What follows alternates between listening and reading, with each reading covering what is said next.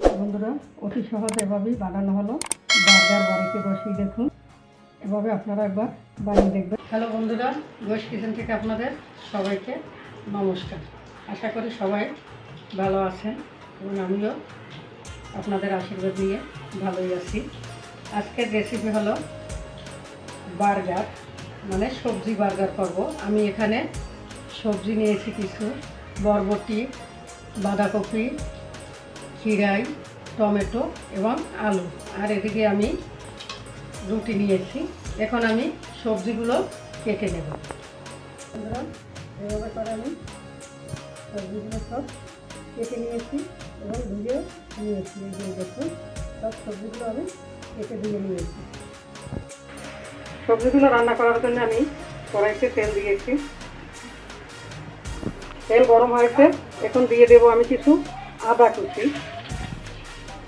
এরপরে দেব পেঁয়াজ কুচি এবং কাঁচা ঝাল কুচি, দিয়ে আমি একটু হালকা করে ভেজে নেব। আমি হালকা করে পেঁয়াজগুলো ভেজে নিয়েছি। এখন দিয়ে দেবো আমি বাঁধাকপি কুচানো, এরপর দিয়ে দেবো আলু কুচি, এখন দিয়ে দেবো হলুদের গুঁড়া, আর দেবো পরিমাণ মতন লবণ। এখন আমি এগুলো কিছু নাড়াচাড়া করে অর্ধেক সিদ্ধ করার পরে আমি বরবটি দেবো। বরবটি এখন দিব না। দিয়ে দেবো আমি 1 চামচ ভাজা জিরের গুঁড়া। এখন নাড়াচাড়া করে আমি ঢেকে দিয়ে দেবো। এখন বাসনাটা উঠিয়ে এই যে সবজিগুলো অনেকটাই কিন্তু বসে গেছে, এই যে প্রায় অর্ধেক সিদ্ধর মতন হয়ে গেছে। এখন আমি দিয়ে দেবো বরবটিগুলো। আমি আবারও ঢেকে দিয়ে জাল করে নেব। এখন আমি দিয়ে দেবো একটা ম্যাগি মশলা ফ্লেভারের জন্য। সবশেষে দিয়ে দেবো টমেটো কুচি, দিয়ে আমি একটু নাড়াচাড়া করে নেব। এখন আর আমি ডাকবো না, মানে টমেটোগুলো আমি বেশি জ্বালাবো না, এই জন্যই আমি একটু নাড়াচাড়া করে তারপরে দিয়ে দেবো। এইভাবে করে আমি সবজিগুলো সব ভাজা ভাজা করে নিয়েছি। এখন আমি নামিয়ে নেব। এখন আমি রুটিগুলো মাঝখান দিয়ে কেটে নেব। এভাবে করে আমি কেটে নিয়েছি,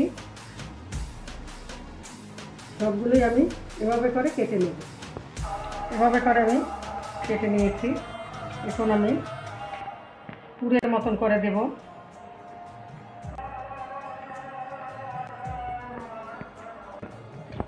আর এদিকে আমি সেই খিরের এবং পেঁয়াজ দিয়ে একটা সালাদ বানিয়ে নিয়েছি, এর উপর দিয়ে আমি দিয়ে দেব।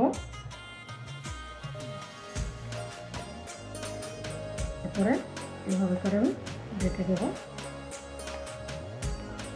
এই যে এভাবে করে আমি সবগুলোই করে নেব। বন্ধুরা অতি সহজ এভাবেই বানানো হলো বার্গার। বাড়িতে বসেই দেখুন, এভাবে আপনারা একবার বানিয়ে দেখবেন। এই বার্গারটা কিন্তু ছোটো বড়ো সবারই খেতেই ইচ্ছুক এবং খেতে খুবই ভালো লাগে।